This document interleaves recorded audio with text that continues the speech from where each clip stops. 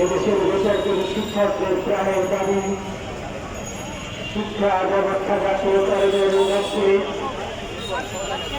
এবং এদেশের শিক্ষক সমাজ বিভিন্ন সমস্যায় জর্জরিত সেই জর্জরিত শিক্ষা সমাজ তার মুক্তির লক্ষ্যে আজকে রাষ্ট্রীয় জাতীয় প্রেসক্লাবের সামনে সকাল 10টা থেকে পর্যন্ত ঐক্য পরিষদের সার্বিক স্তরের নেতৃবৃন্দ আমার প্রিয় সংগঠন বাংলাদেশ শিক্ষক সমিতি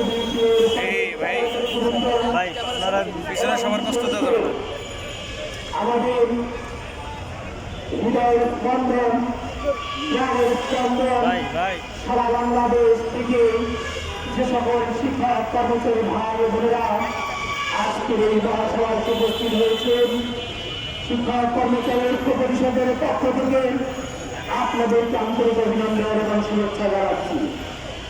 বন্ধুরা, ইতিমধ্যে অনেক বক্তা আমাদের দুঃখ এবং দুর্দশার কথা, এদেশের শিক্ষা ব্যবস্থার দুর্দশার কথা পুঙ্খানুপুঙ্খানের উপর বর্ণনা করেছে।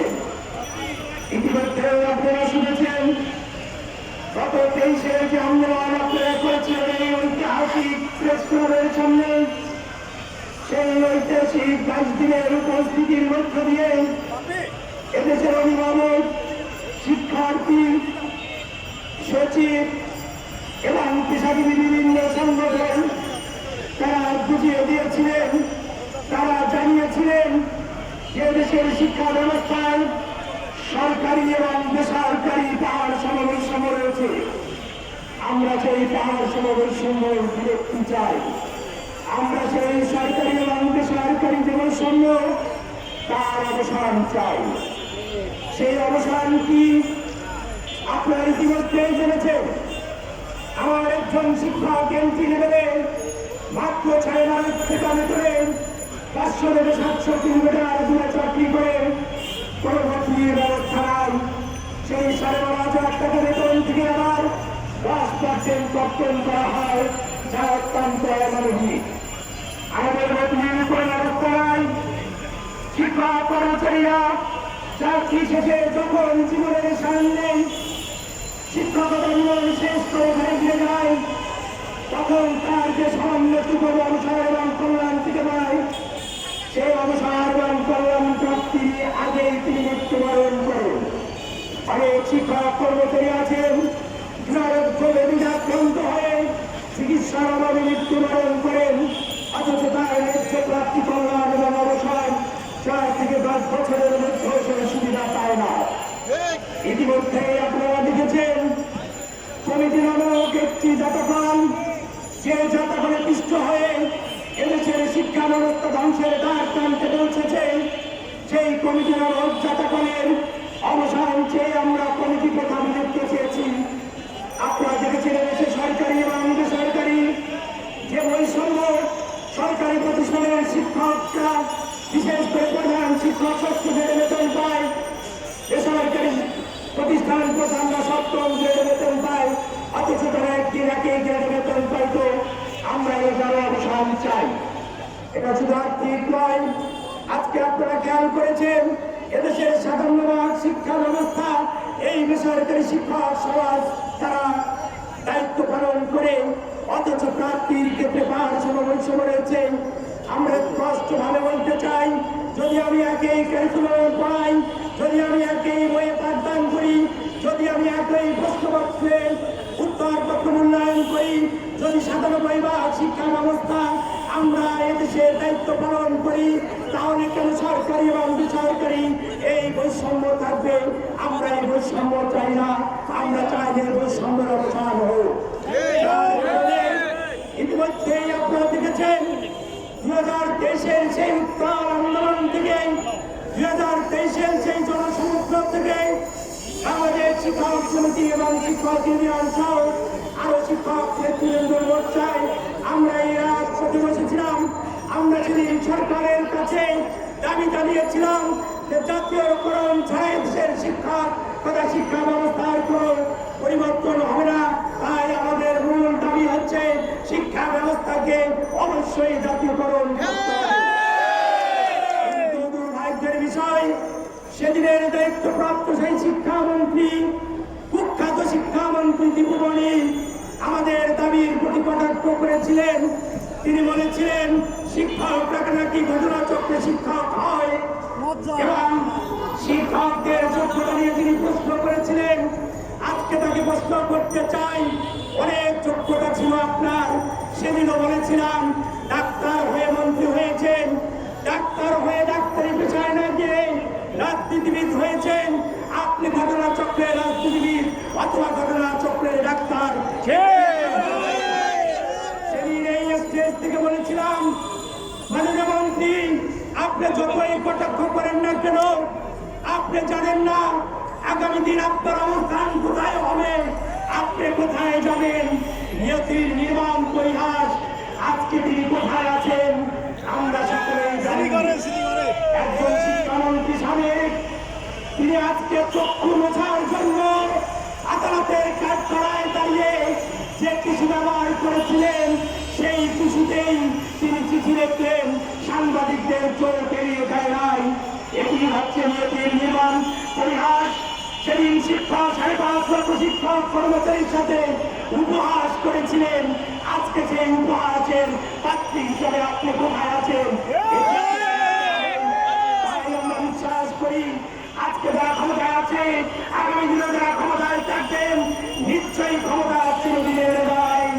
যতদিন দায়িত্বে থাকবেন, যতদিন ক্ষমতায় থাকবেন, আমরা বিশ্বাস করি আপনারা আপনাদের পবিত্র দায়িত্ব সঠিকভাবে পালন করবেন। আজকে শিক্ষক কর্মচারী ঐক্য পরিষদের ব্যাপারে এখানে রক্ষা দিয়ে শিক্ষকের উপর দিদিতে ভয়াবহ তাপের মধ্য দিয়ে সারা বাংলাদেশ থেকে, টেকনাফ থেকে তেতুলিয়া, রূপসা থেকে পাকুড়িয়া থেকে যে সকল শিক্ষক বন্ধুরা এখানে এসেছেন, তাদের হৃদয়ের আকুতি, তাদের হৃদয়ের বেদনা, আমরা আর কোনো দাবি নয়। আমার 25% উৎসাহ কথা চাই না, আমি আর কোনো পার্সেন্টেজ চাই না।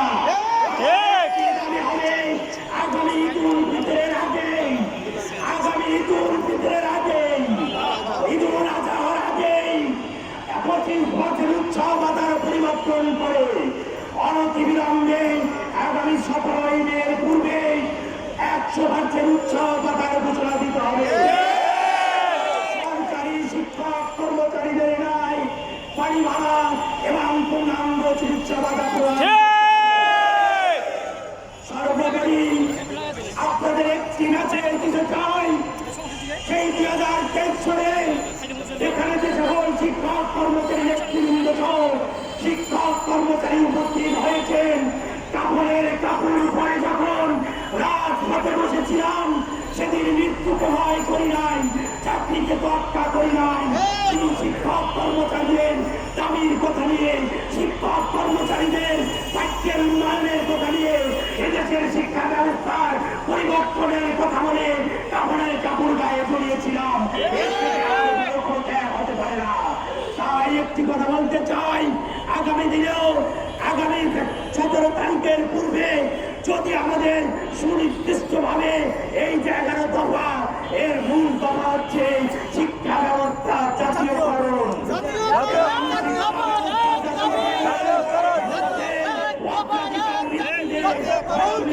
জাতীয়করণ করতে হবে, পর্যায়ক্রমে উচ্চশিক্ষাকে জাতীয়করণ করতে হবে। তাই এই শিক্ষা ব্যবস্থা জাতীয়করণ তথা সরকারি এবং বেসরকারি বৈষম্য ঘোষণের লক্ষ্যে আগামী 17 মে শনিবারের পূর্বেই বর্তমান সরকারের মাননীয় প্রধান উপদেষ্টা, যিনি একজন শিক্ষক, বর্তমান সরকারের শিক্ষা উপদেষ্টা, যিনি একজন শিক্ষক, বর্তমান সরকারের আইন উপদেষ্টা সহ অনেকেই শিক্ষক, তাদের কাছে এই সমাবেশ থেকে এখন আহ্বান জানাচ্ছি, দয়া করে 17 মের পূর্বে আমাদের সকল বৈষম্য ঘোষণার লক্ষ্যে শিক্ষা ব্যবস্থা জাতীয়করণের ঘোষণা দেন।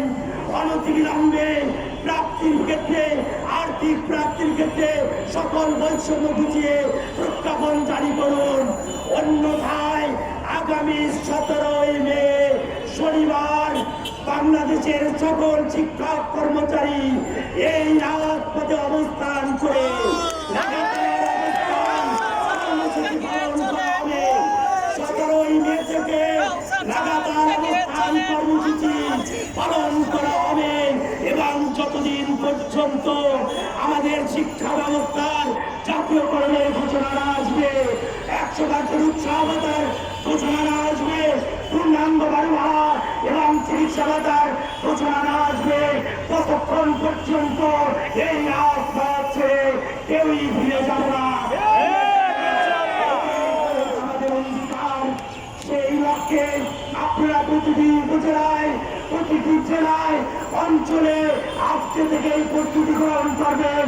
আজকে আমাদের ঘোষণা, আগামী 17ই মের পূর্বে যদি আমাদের অদৃষ্ট লক্ষ্যে পৌঁছতে না পারি, যদি প্রত্যাশিত ঘোষণা না আছে, 17ই মে থেকে এই জাতীয় প্রেস ক্লাবের সামনে অবিরাম অবস্থান, কর্মঘট সহ long march to Jamuna, long march to secretariat 4 তারিখ পালন করা হবে।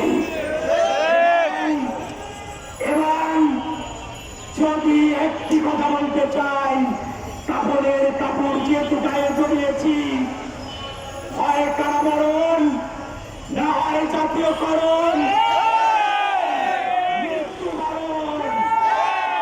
আমরা কেউই রাজপথ ছেড়ে সেই অঙ্গীকার জানিয়ে আজকে এই স্বতঃস্ফূর্ত উপস্থিতির মধ্য দিয়ে ঐক্য পরিষদের ব্যায়ামে শিক্ষক কর্মচারীদের বাস আমাদের সফল করার জন্য টেকনাফ থেকে তেঁতুলিয়া, রূপসা থেকে পাটুলিয়া যে সকল শিক্ষক বন্ধুরা এই জাতীয় প্রেস ক্লাবের সামনে আজকে সফল সমাবেশ অনুষ্ঠান করার জন্য সহযোগিতা করেছেন, তাদের সবাইকে আন্তরিক ধন্যবাদ এবং অভিনন্দন জানাচ্ছি, শুভেচ্ছা জানাচ্ছি। পাশাপাশি মিডিয়ার বন্ধু